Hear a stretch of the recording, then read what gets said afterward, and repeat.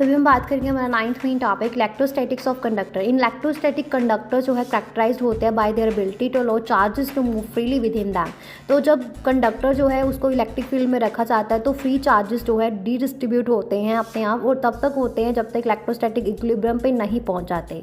और इक्विलिब्रियम पे क्या होता है कि इलेक्ट्रिक फील्ड जो है कंडक्टर के अंदर वो जीरो होता है और excess charge resides on the surface.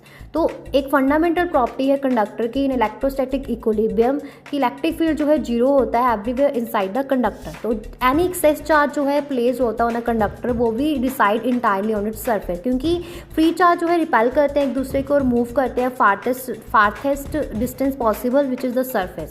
तो इलेक्ट्रोस्टैटिक पोटेंशियल जो है वो कांस्टेंट होता है throughout the volume of conductor और ये सेम होता है as the potential on its surface. Electric field जो है outside the surface of charge conductor हमेशा जो है परपेंडिकुलर होता है, मतलब नॉर्मल होता है टू द सरफेस, क्योंकि इलेक्ट्रिक फील्ड जो है कंडक्टर के अंदर वो जीरो है।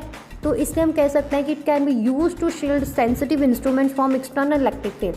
तो कंडक्टर के अंदर फ्री चार्जेस जो है डिस्ट्रीब्यूट करते हैं, एक दूसरे को कैंसिल आउट करते हैं किसी भी इलेक्ट्रिक फील्ड इनसाइड, और इंश्योर करते हैं इलेक्ट्रिक फील्ड जो है वो कंडक्टर के अंदर जीरो हो और कोई भी एक्सेस चार्ज है इज ऑन द सरफेस। तो कंडक्टर जो है वो चार्ज किए जा सकते हैं बाय डायरेक्ट कॉन्टैक्ट मतलब कंडक्शन के थ्रू, by bringing a charge object nearby मतलब इंडक्शन के थ्रू। और इसके अलावा कंडक्टर इलेक्ट्रोस्टैटिक जो है characterized by mobility of charges. तो जो फ्री इलेक्ट्रॉन है कंडक्टर के अंदर वो रेयरली मूव करते हैं और response to an electric field, और एक्सेस चार्ज जो है उन्हें कंडक्टर वो डिस्ट्रीब्यूट करेगा themselves to minimize the electric field inside and maximize the distance between charges. और ये डायरेक्ट कंसिक्वेंस जो है of the redistribution of charges is a defining property of electrostatic equilibrium. तो अभी इसके आगे जो है 6 सब टॉपिक्स है, उनके बारे में 1 बाय 1 हम बात करें। सो फर्स्ट सब टॉपिक है inside conductor electrostatic field is zero. In electrostatic equilibrium electric field जो है इनसाइड कंडक्टर जीरो होता है, क्योंकि फ्री चार्जेस जो है विद इन द कंडक्टर वो रीडिस्ट्रीब्यूट होते हैं देमसेल्व्स और until the electric field with in the conductor is cancel out everywhere.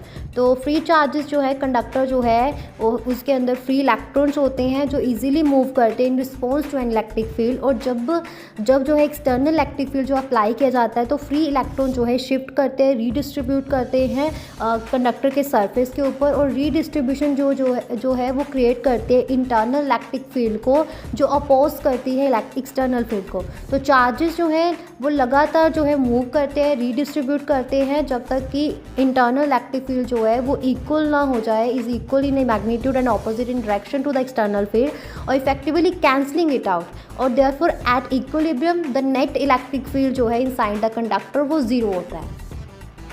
तो second subtopic at surface of charge conductor electrostatic field must be normal to the surface at every point. तो हाँ ऐसे ही है, क्योंकि इन electrostatic जो है electric field जो है surface of a charge conductor हमेशा जो है नॉर्मल होता है, परपेंडिकुलर होता है सरफेस एट एवरी पॉइंट।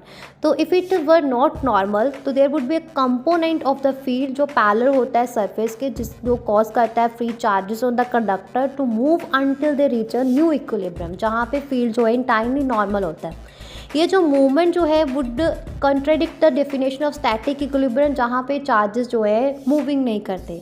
तो in electrostatic equilibrium free charges जो है on a conductor reside on its surface. तो अगर इलेक्ट्रिक फील्ड जो है हैड अ टेंजेशनल कंपोनेंट्स मतलब पैरेलल टू द सरफेस, तो it would exert a force on this free charges. तो ये फोर्स जो है ये चार्ज को मूव करेंगे लॉन्ग द सरफेस और तब तक करेगी जब तक ये डिस्ट्रीब्यूट नहीं कर ले, रीडिस्ट्रीब्यूट नहीं कर लेते आंसर, और जिसके रिजल्ट से no tangential component of the electric field. तो देयरफॉर इलेक्ट्रिक फील्ड जो है सरफेस के ऊपर ऑफ अ चार्ज कंडक्टर वो नॉर्मल होता है to the surface at every point to maintain electrostatic equilibrium. तो surface of a charge conductor जो है वो एक इक्को पोटेंशियल सरफेस है, मतलब कि पोटेंशियल जो है कांस्टेंट रहता है क्रॉस इट। तो इलेक्ट्रिक फील्ड जो है हमेशा परपेंडिकुलर है to the equipotential surface.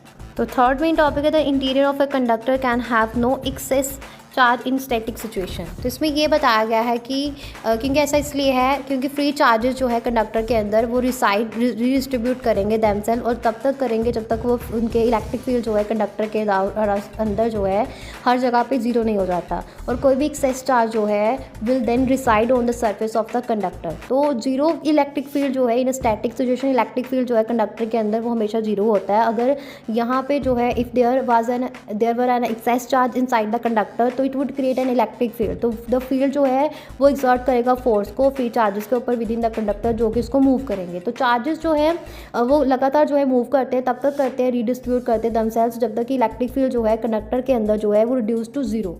तो ये इसलिए होता है क्योंकि जब excess charge decide on the surface of the conductor, maximize the distance between the charges. तो ये प्रिंसिपल जो है ऑल्सो गॉस लॉ जो प्रिंसिपल है इसको सपोर्ट करता है, जहाँ पे कोई भी एक्सेस चार्ज जो है within a conductor, there is no excess charge within a conductor, according to Gauss law electric flux जो है थ्रू अ क्लोज सर्फेस वो प्रोपोर्शनल होता है इन क्लोज चार्ज के। अगर यहाँ पे इलेक्ट्रिक फील्ड जो है कंडक्टर के अंदर जीरो है तो इलेक्ट्रिक फ्लक्स जो है वो भी जीरो होगी, तो इम्प्लाइंग दैट कि enclosed charge is zero. Clear है? हाँ जी।